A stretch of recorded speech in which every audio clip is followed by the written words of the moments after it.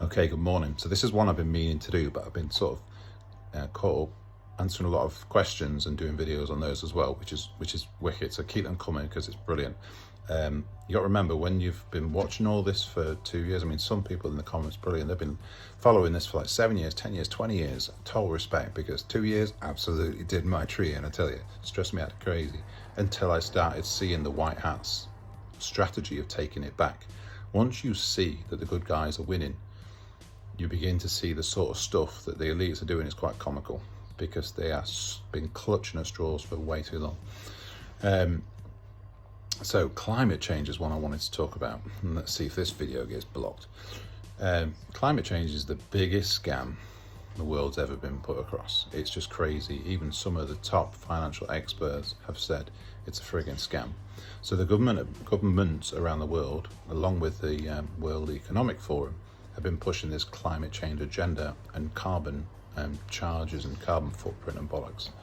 So let me give you an example. Let's break this down. In the UK, we produce 2% of the world's carbon footprint.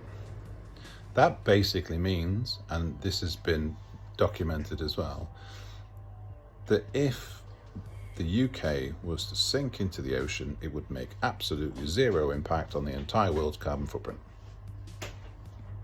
So why are we being clamped down on this climate change? And what they're also not sort of saying is that there is no climate issues.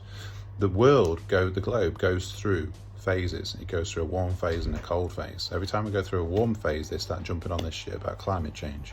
Yet there is thousands of scientists that are proving that the ice caps are increasing. They've been increasing since, I think it was around 2009, 2010.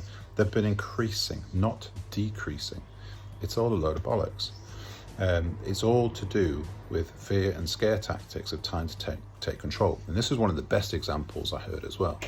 So if there was climate issues and there was a reason for them clamping down on climate change, explain to me this.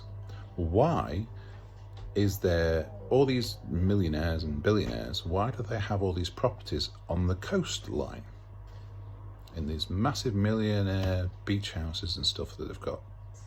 If there was an issue with climate change, do you think the insurance company would insure them? Do you think the mortgage companies would literally give them a mortgage on it? Do you think any of this stuff would be happening in the background? No, because they would be fully aware of it and they'd say it's too much of a risk, no, we're not going to do it. But they don't.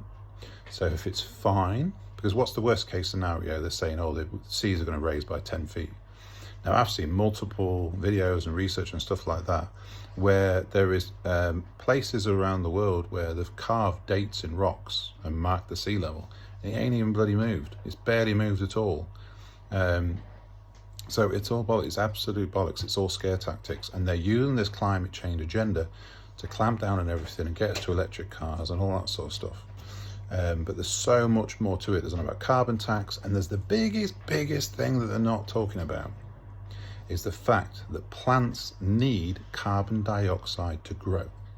Humans need oxygen.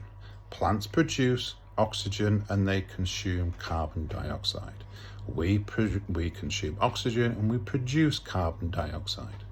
They're actually saying there's not enough carbon dioxide in the atmosphere. They're actually saying there's not enough. So what does that say? These are the scientists saying we need an increase. There is farmers that are literally having to buy units to produce carbon dioxide because the plants are not getting enough of it. It's just a load of bollocks.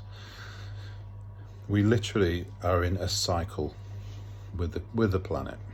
It's all a load of bollocks. Like I say, don't take my word for it. Just research it. Just jump on DuckDuckGo and start searching. Is the polar ice caps melting? And you'll find no end of videos, no end of evidence stating no. And just have a deep, long think about it.